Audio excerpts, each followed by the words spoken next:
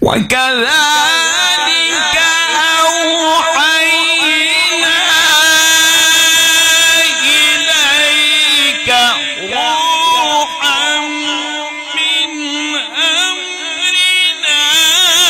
ما كنت تدري ما الكتاب ولا الإيمان